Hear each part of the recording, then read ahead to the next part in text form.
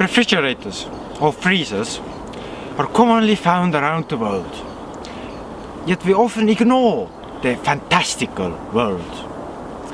But today we'll take a different look, one reaching into their world.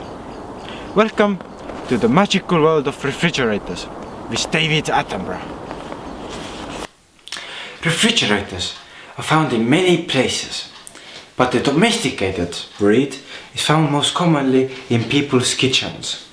Often they are found hiding around corners, with their unprotected backside against the wall, proudly displaying their front doors.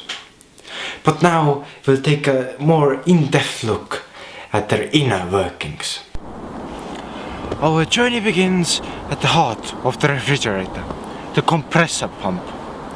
From here, high pressure vapor travels into the condenser, where heat leaves the system. From here, the cool liquid travels into the evaporator, where heat is absorbed. From there, it travels back down into the compressor pump, where the cycle begins anew, ready to continue on throughout the day. But now we will give the word to one of our top scientists, Mihailo Sanderos. Now we will be showing you the properties of the refrigerator by this experiment.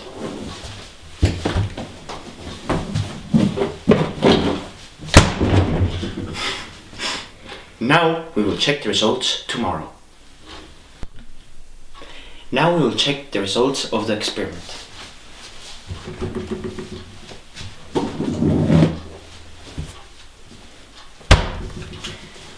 As you can see, the balloon has shrunk because the particles in the balloon have slowed down due to the cold.